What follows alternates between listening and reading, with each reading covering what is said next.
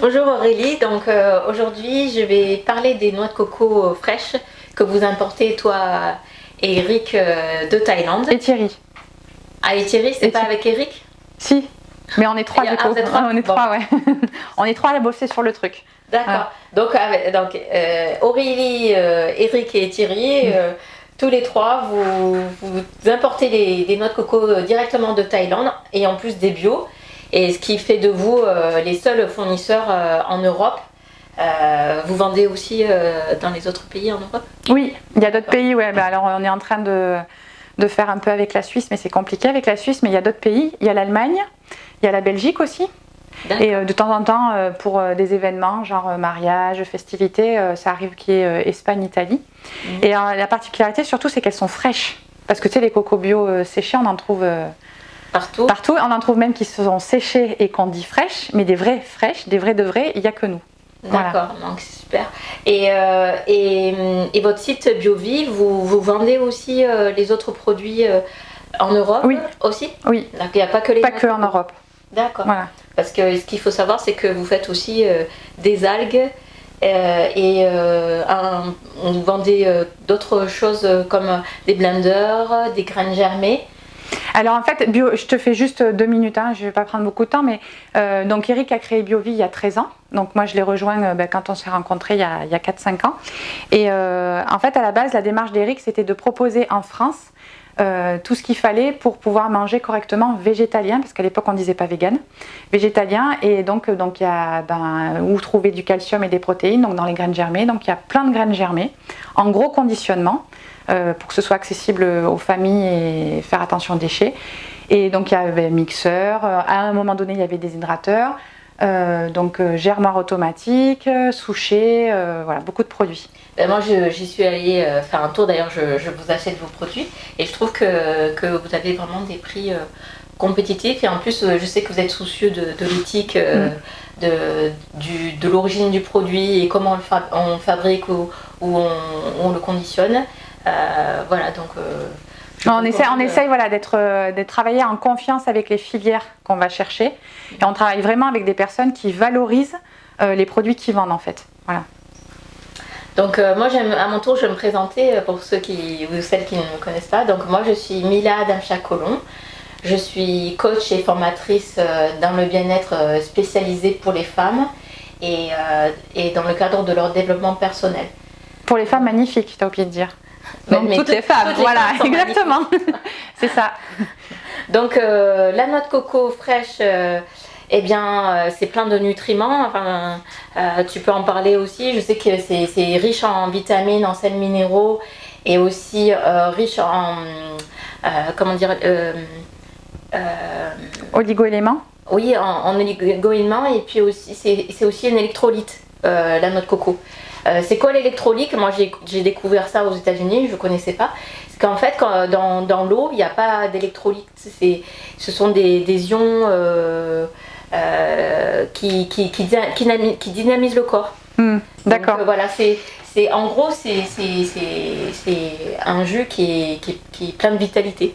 Alors moi j'ai pas du tout une structure mentale scientifique, donc je vais pas pouvoir te développer là-dessus. Par contre, ce que je peux te dire au niveau empirique, donc c'est-à-dire mon expérience et les témoignages, c'est que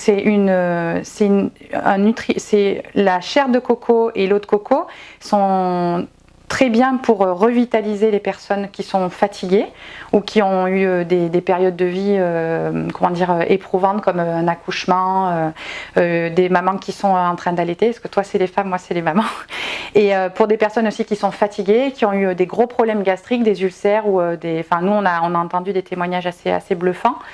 Et l'eau de coco, il paraît qu'à une époque c'était même, on s'en servait comme mono-aliment pour des personnes qui étaient en état de famine, et que ça refaisait le métabolisme et la structure physiologique de la personne. Donc c'est vraiment un aliment qui est au niveau nutritif qui est exceptionnel, mais qui est surtout au niveau gustatif hyper flexible. On peut s'en servir en salé, sucré, séché, liquide, crémeux. Enfin c'est impressionnant la diversité de ce que ça offre en fait, au niveau culinaire en fait.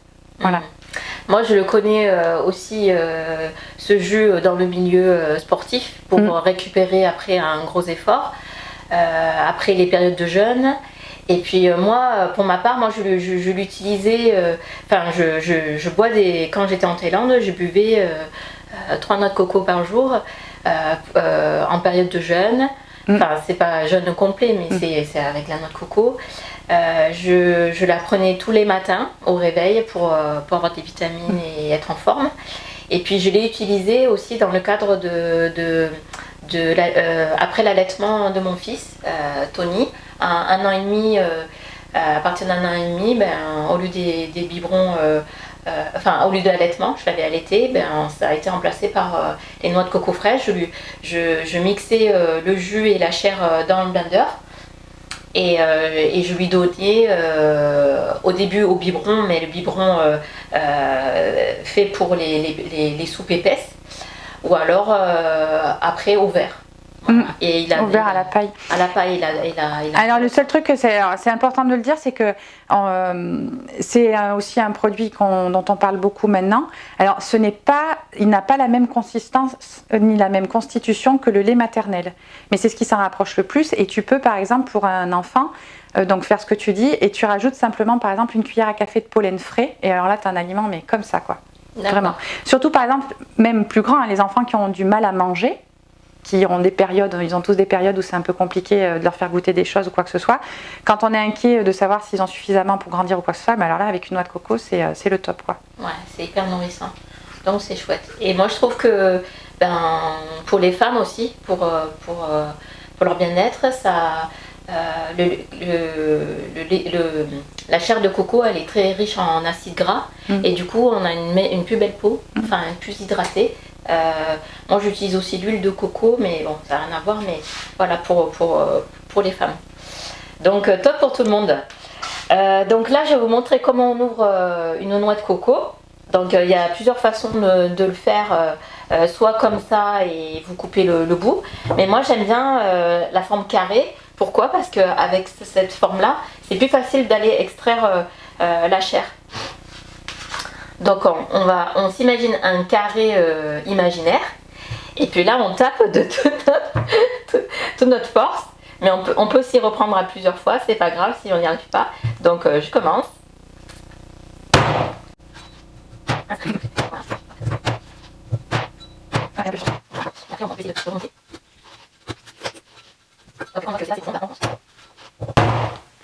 Ah ben là c'est bon. C'est ça, on a oublié de parler de l'aspect thérapeutique de la noix de coco. C'est-à-dire qu'après une bonne journée où tu es bien frustré, en fait tu te défoules sur ta noix de coco et après tu es super calme pour ta famille.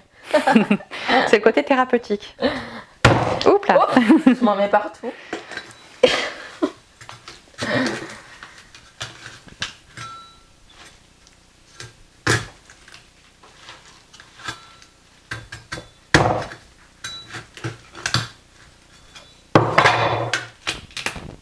Voilà, super. Donc voilà. Ensuite, on met une paille dedans.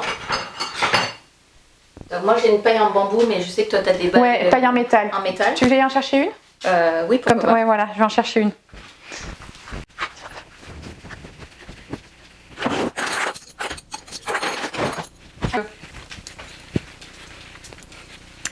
Voilà, les super pailles en métal.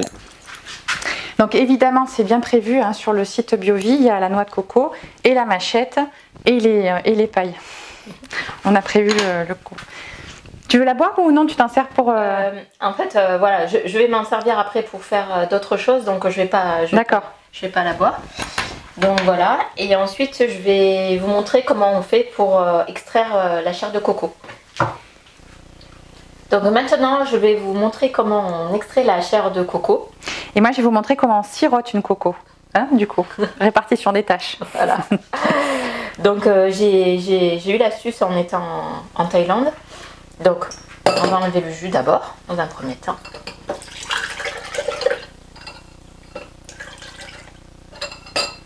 Alors pour les curieux, apparemment, dans une coco, il y aurait entre 380 ml et 450 ml.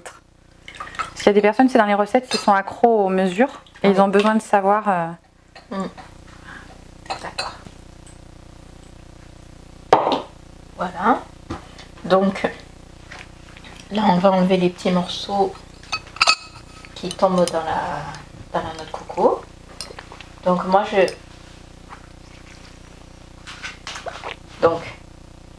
moi j'enlève la chair avec la cuillère qui est sur le dessus. Voilà. J'enlève les petits morceaux qui sont sur la chair. Voilà. Pareil avec la cuillère.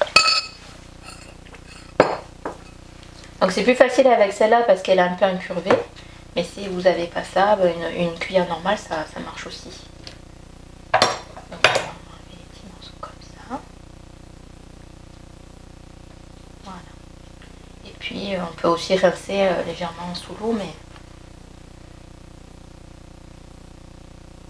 voilà, pour avoir une chair bien blanche.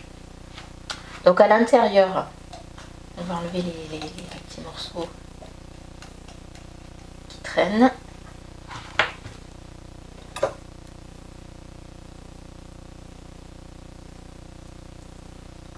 Celle-ci est particulièrement charnue. Hein.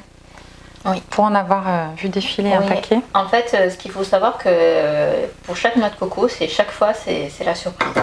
C'est jamais le même goût, jamais la même consistance. Des fois, il n'y a pas de chair du tout. Et puis il y a des os, parfois le goût est assez neutre, et des fois elle est très sucrée. Donc je prends un couteau pour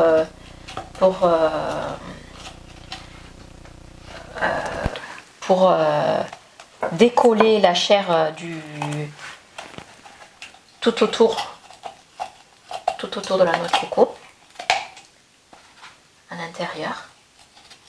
D'où l'intérêt en fait d'avoir une grande ouverture carrée. Voilà, exactement. C'est plus facile pour extraire la chair.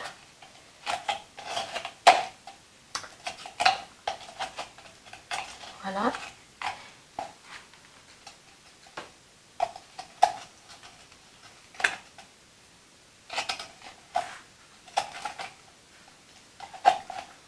Voilà. Et une fois qu'on a bien décollé le dessus, avec la cuillère, ça va être plus facile d'extraire. Voilà. Donc après, on pourra nettoyer.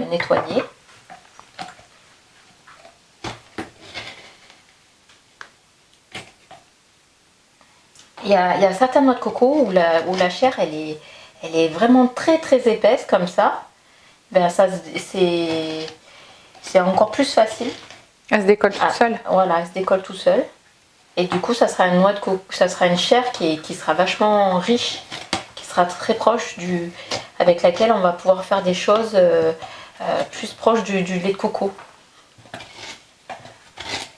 Alors que quand la chair quand elle est fine, moi je trouve que c'est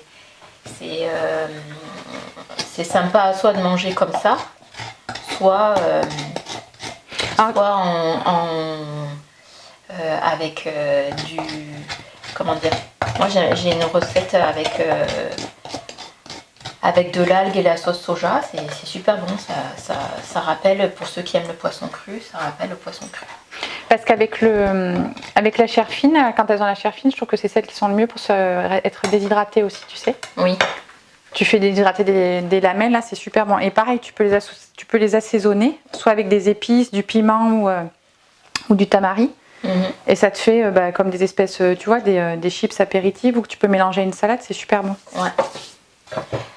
Donc voilà, et avec cette consistance, on peut faire des smoothies, on peut faire plein de choses. Comment tu dis smoothie? Smoothie. C'est mignon. C'est le nom anglais, pardon. C'est pour dire purée de fruits, purée. Donc on peut faire soit que avec la chair de coco et le jus, soit on peut mélanger avec d'autres fruits comme la mangue, comme de l'ananas, t'as essayé? Ça doit être bon avec l'ananas. Oui, quand même. ananas, ouais. Coco ananas, c'est un super mélange. Ouais, ça doit être bon. Hein. Coco fraise aussi, c'est pas mal. Voilà, qu'est-ce qu'il y a d'autre? Myrtille, voilà, des différents mélanges. Alors là, c'est pour la recette du petit punch au rhum. Donc là, je vais vous apprendre la recette du smoothie, du cocktail, on va dire, plutôt. Cocktail noix de coco fraîche et citron vert. Donc, tout d'abord, on a extrait la chair de la noix de coco. Voilà. La chair, on y a mis le jus.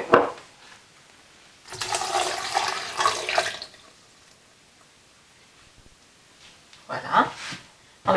On va y mettre du citron vert. Donc je vous apprends la technique du citron vert, pour presser le citron vert à la thaïlandaise en fait. J'avais oublié. Ça sent bon. Ça sent super bon. En fait, les Thaïs, ils n'utilisent pas. Ah oui, ils n'utilisent jamais ça, d'accord. Ouais, ils n'utilisent pas ça chez eux. Ils pressent le jus comme ça. Donc là, on va prendre ce petit bout. Ah là, ça sent super bon. Un jour, on aura, tu sais, les vidéos où on aura les odeurs avec. Ça va être chouette ce jour-là. Voilà. Donc, et là, on va mettre l'équivalent d'une cuillère à soupe de miel. Peu importe le miel, hein. C'est miel de préférence, quoi. Après, si c'est du miel de qualité, c'est meilleur, bien sûr. Pas du miel qui n'a pas été chauffé, du miel bio et local, c'est sûr que c'est le top.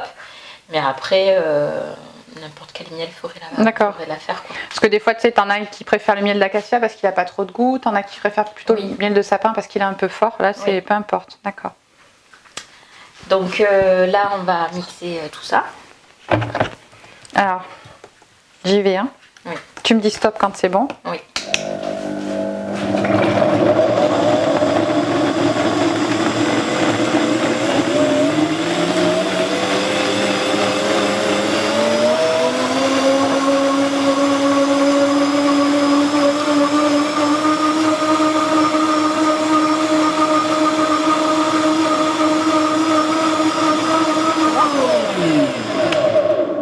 Comment on sait que c'est bon, c'est le bon moment d'arrêter? C'est quand on voit les granules là, de chair de noix de coco. Quand c'est très très fin que c'est bon. Voilà. Allez. Ça tombe bien, c'est l'heure de l'apéro chez nous. Hop. On a laissé un peu à Eric. Allez, je vais partager mon verre. Je partage tout avec mon chéri. Voilà. Ça sent bon. Oh là là, chin. Chin. Santé.